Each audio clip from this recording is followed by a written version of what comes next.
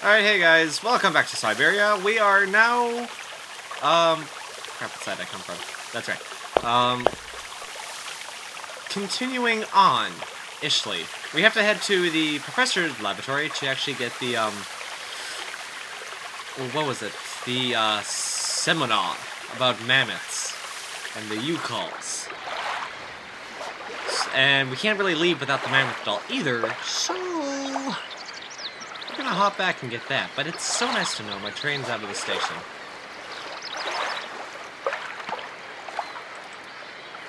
And I also have the bottle of Sauvignon, so I can get drunk on my way back, because I just had a fight with my husband, and I'm probably gonna divorce him.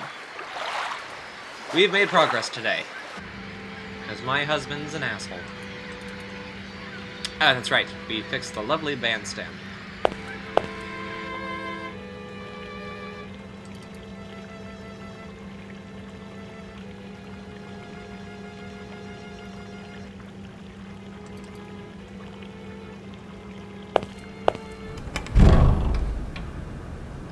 Alright, so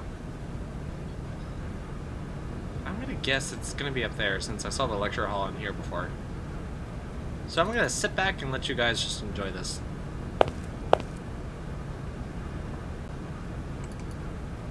Ah, there you are, Miss Walker. Good, good. Take a seat quickly. I'm impatient to start my lesson.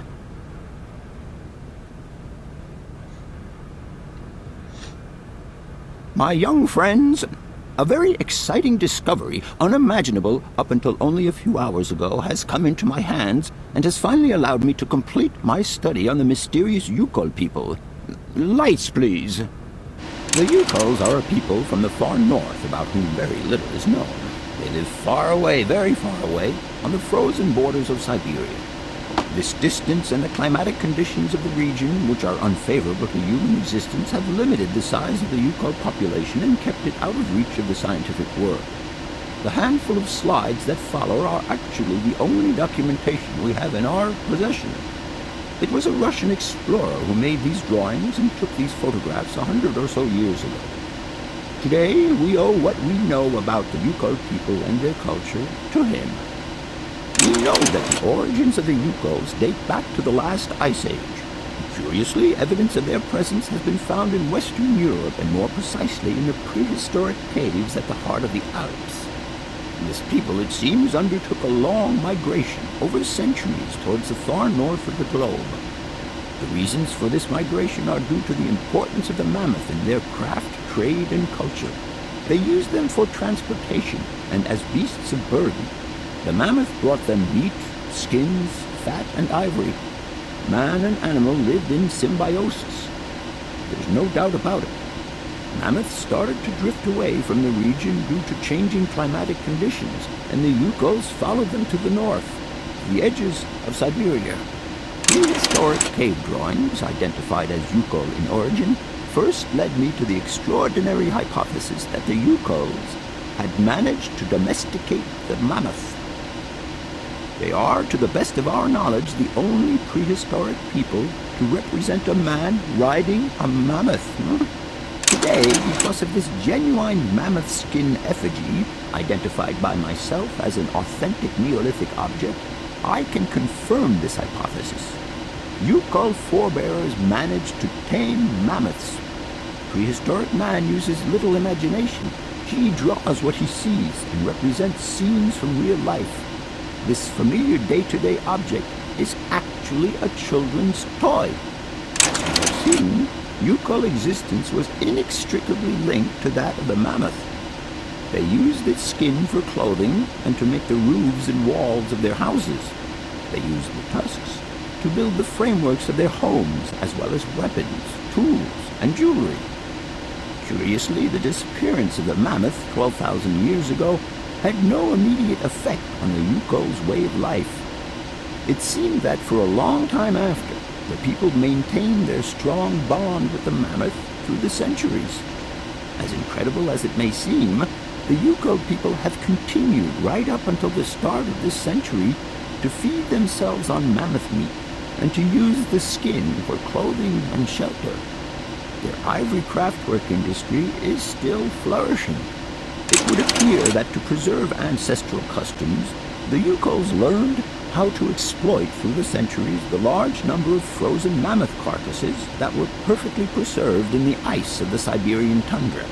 They have been able to live mainly off this enormous freezer stock for almost 30 centuries. As plausible as this explanation may seem, it seems it is not enough for the scientific community who, I will confess, is greatly perplexed by the question. In the absence of acceptable scientific evidence, we have to make do with Yukol shaman artifacts. The research department that I have the honor to represent today lends no credence to the myths and legends that these tribal charlatans peddle. We have to take their stories at face value, mere tales to while away the long Siberian winter. The legend of the Siberian Ice Ark is a very good example. You are invited to find out for yourselves from the pamphlet that I had passed around to you. This legend would have us believe that today, somewhere on a lost island to the north of Syberia, there are living mammoths still in existence, a sort of hangover from the Ice Age. This small herd has been miraculously preserved for more than 120 centuries by the Yukol's tender care. And the island on which the pachyderms are said to live is called Syberia. My friends, I advise you to resist the temptation you may have to believe in this pish and tish. The island of Syberia is not charted on any map, and the idea that mammoths have survived to the 21st century is an idle scientist's pipe dream. The Yukols were sadly among the first victims of the colonization of continental Siberia led by the Russians in the 20th century. The Kolkhoz and Sovkhoz systems, as well as the exploitation, disdain, and humiliation the people had to suffer, marked a definitive break in the Yukol's traditional lifestyle. Since the collapse of the communist regime, the Yukol population finds itself confronted with the same political and social upheavals that other Siberian communities are experiencing. There are two consequences to arise from this. Some Yukols have lost their tribal identity and have integrated into the Russian population. Others, however, have sought long and hard to re-establish links with their ancestral culture that was lost under the Soviet regime. Now, at the start of the 21st century, the last true surviving Yukols have gone to live on the vast territories of their ancestors. Nobody knows today where they live or how they survive. Their very existence would be a matter for speculation if they did not turn up periodically at the tundra's most isolated fur trading posts to exchange mammoth tusks for essential items. There ends my lecture for today. Thank you for being among us today, Miss Walker. Please make your way to the laboratory where you will find your mammoth doll. There are also photocopies of my lectures should you so require them. Okay. That was kinda interesting. Okay, wait, where'd I go? Okay.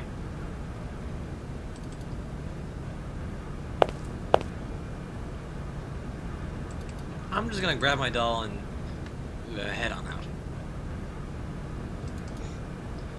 I spent enough time in this town and it's starting to give me a headache. And this time it's not my headphones. They're actually on right.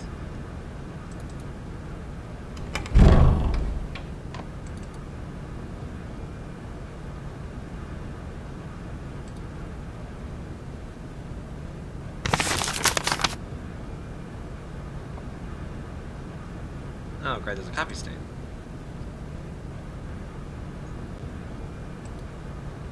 I hope you guys read that. Because if you didn't, you can just pause the video and just go back and read it. Because I don't feel like going back. But now I've got my mammoth toy doll. And I'm ready to continue on. But first, I want to express my gratitude. Thanks to you, I can carry on my journey. We would also like to thank you for repairing our bandstand.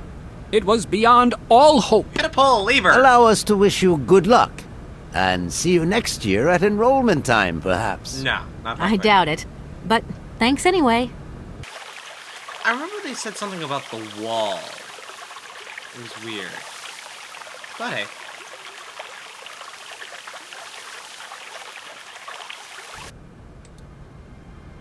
Everything okay? Yes, Kate Walker. I am waiting to continue our journey. Oscar, get ready. I'm going to start winding up the clockwork engine. Good, Kate Walker. Then we can carry on our... On punctuality. Wait, hold on. I'm off, Oscar. Yes, Kate Walker. Wait, did it not... Oh, I bet it didn't take it.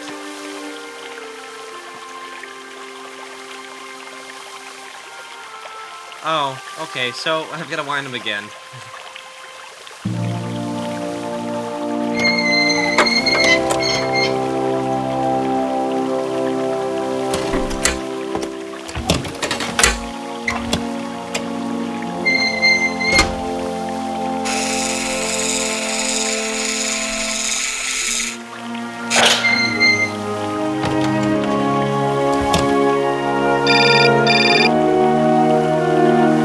Nope, we know how this is gonna go. It's my shitty ass home. Hello? Where are you? Alright, now that we've got that dealt with, again, for some reason, not sure how the time loop happened here, but now we can continue on, as I just walk through that post. I'm psychic. I can walk through solid objects, and I can redo time. Everything okay? Fabulous. Yes, Kate Walker. That's it, Oscar. We can go. Kate Walker, I must remind you of one of the journey regulations. All objects. I don't understand. Something is missing, Kate Walker. Oh my god! The mammoth doll! Please return it to its allocated position. Whoops, sorry. I'm off, Oscar. Yes, Kate Walker. Sorry about that. I forgot about that one. My fault.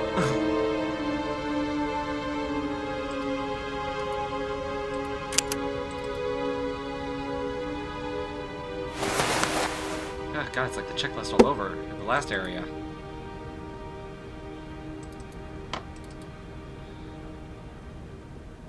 Alright, let's try this again. Everything okay? Yes. Oscar, if you tell me one more time something's missing, I'll... Everything is ready. Take your seat, Kate Walker. We are leaving. Okay...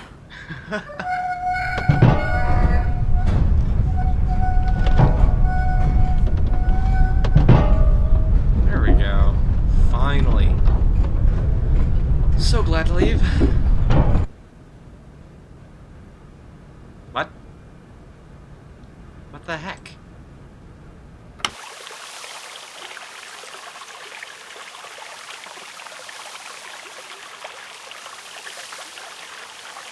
Alright.